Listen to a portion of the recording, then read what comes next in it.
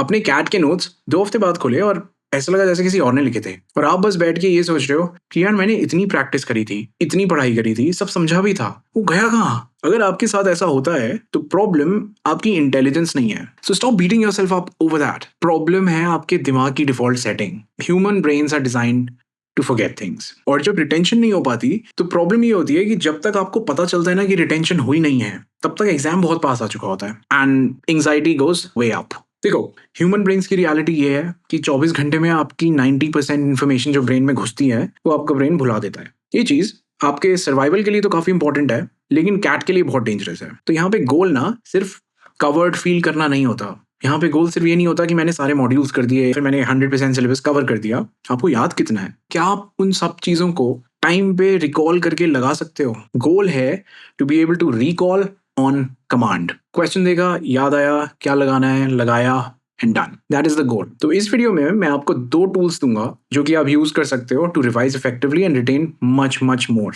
ठीक है, एंड एक प्रो टिप भी। तो शुरू करते हैं। सबसे पहली चीज, स्पेस्ड रेपिटेशन। सिंपल कॉन्सेप्ट है, जब आप किसी चीज को उस टाइम पे रिवाइज कर लेते हो जब आप बस उसको भूलने वाले हो, तो आप उसको नहीं भूलते। मेमोरी स्ट्रांग होती है। रिवीजन की भी ना एक टाइमिंग होती है, क्योंकि रिवीजन से बेसिकली वो जो न्यूरल कनेक्शंस है ना, उनको एक्टिव रखना है। और जितना आप उनको एक्टिव रखोगे, जितना आप उनको यूज करोगे, उतना वो आपके ब्रेन में सीमेंट होते जाएंगे। बेसिकली ये करो, लेट्स से आपने आज एवरेजेस पढ़ा, ठीक है, revise after 1 day, 3 days, 7 days and 12 days। ये फ्रीक्वेंसी होती है, इसको चला के रखो and then reset and do it again. इससे बेसिकली आप उस नॉलेज को भूलने नहीं दोगे अपने दिमाग को। It is simple, boring but extremely extremely useful. अब हमने बात कर ली कि आपको कितने इंटरवल पे रिवाइज करना चाहिए। अब बात करते हैं कैसे रिवाइज करना चाहिए।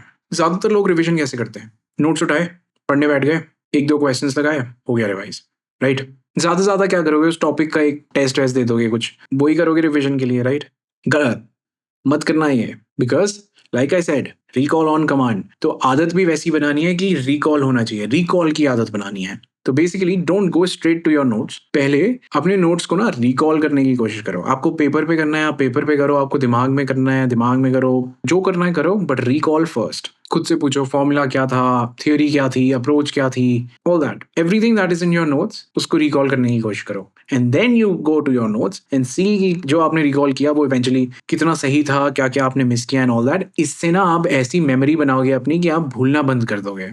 एंड ये जो स्ट्रगल होती है ना कि यार शिट, वो 3 बार पढ़ा था, वो 3rd लाइन में वो चीज लिखी हुई थी, यार वो क्या थी, ये जो स्ट्रगल होती है ना, यही बनाती है वो आपकी मेमोरी, जिससे कि आप चीजों को बहुत टाइम तक नहीं भूलोगे। अगर आपको रिवीजन बहुत आसान लगता है ना, एंड बहुत लोगों को लगता है, by the way, one of the most comforting things actually to do CAT की प्रेप में is to actually look at your notes जो कि आपने खुद बनाए हैं। They feel extremely familiar. उसको लेके बैठ जाओ, कुछ घंटे उसमें पढ़ते पढ़ते लग जाएंगे and all that. You feel busy, आप बस फेमिलियर फील कर रहे हो, अच्छा फील करा रहे हो खुद को, लेकिन आप एग्जाम के लिए रिकॉल करने के लिए ट्रेन नहीं कर रहे खुद को। ज्यादा टाइम लगेगा आप अगर वैसे करोगे तो, एंड हो सकता है कर भी ना पाओ। ज्यादातर लोग नहीं कर पाते यार, बिकॉज कैट आपसे नॉलेज नहीं मांग रहा। कैट आपसे मांग रहा है आपने जो पढ़ा क्विकली उसको रिट्रीव करो, देखो अप्लाई होता भी है या नहीं होता, एंड देन उसको अप्लाई करो in a time sensitive manner of course, and आगे बढ़ो। पैसिव रिवीजन बहुत डेंजरस है, प्लीज ऐसे रिवाइज मत करना। बिकॉज आप खुद बताओ, नवंबर में आपको मॉक्स भी देने हैं, ऑलमोस्ट हर दूसरे तीसरे दिन मॉक दे रहे होगे। साथ ही साथ बहुत सारी चीजें ऐसी भी होंगी जो आपके दिमाग से स्लिप हो रही होंगी उस टाइम पे, ठीक है? So you will have to practise questions उन चीजों पे भी। उसके साथ साथ एक पूरा का पूरा सिलेबस है क्वांट का, जो कि आपको अपने फिंगर टिप्स पे रखना है। तो उस टाइम पे आप क्या करोगे यार? उस टाइम पे अगर आप अपने नोट्स को पैसिवली रिवाइज करने बैठोगे तो अनफॉर्चुनेटली आपका बहुत टाइम वेस्ट हो जाएगा। उसको ना फेक प्रोडक्टिविटी बोलते हैं। So please don't do that. अब ये 2 चीजें थी जो कि आपके रिवीजन को काफी अच्छा बना देंगी। अब बात करते हैं कि आप अपने रिवीजन को गुड से लेजेंडरी तक कैसे ले जाओगे। बट बिफोर दैट, अगर आपको ये टिप्स हेल्पफुल लग रही हैं, then do drop a like on this video and share it with your friends. तो बात यहीं से शुरू करते हैं जो मैं अभी बता रहा था। जैसे जैसे आपका एग्जाम पास आता जाएगा, वैसे वैसे आपका जो लोड है, जो नंबर ऑफ टॉपिक्स हैं जो आपको रिवाइज करने हैं, वो बहुत ज्यादा बढ़ जाएंगे। टाइम प्रेशर भी बढ़ता जाएगा, टाइम कमिटमेंट भी बढ़ता जाएगा, because मॉक्स will also have entered the picture quite heavily. तो उस टाइम तक शायद अगर आप एक्टिव रिकॉल प्रैक्टिस कर रहे हो तो मे बी आप 60 to 70% रिटेन कर पा रहे हो, रिकॉल कर पा रहे हो, but 30 to 40% is still something that you can't remember. तो उस टाइम पे बेसिकली होगा क्या, आप जब रिवीजन करने बैठोगे तो ऑब्वियसली आप एक्टिव रिकॉल करोगे, you will remember that 60 to 70%। Now the beauty of it is कि आप अब जब अपने नोट्स खोलोगे तो you won't have to read this 60 to 70%, this has already been perfected over months. अब आपको सिर्फ वो 30 to 40% पढ़ना है, and that's it. That is what will bring your time commitment down. आप ज्यादा टाइम दे पाओगे मॉक्स पे, आप ज्यादा टाइम दे पाओगे अपनी गलतियां फिक्स करने में, मॉक्स को एनालाइज करने में, all that. Your revision will be done in a fraction of the time, and यहीं पे ROI मैक्स होता है यार। The other pro tip is, again channel पे अगर हो काफी टाइम से then you probably already know this, error log बनाओ अपना, गलतियों की लिस्ट बनाओ जो आप रिपीटेडली कर रहे हो, उनका ट्रिगर आइडेंटिफाई करो कि आप वो गलती क्यों कर रहे हो और उसका क्या फिक्स है।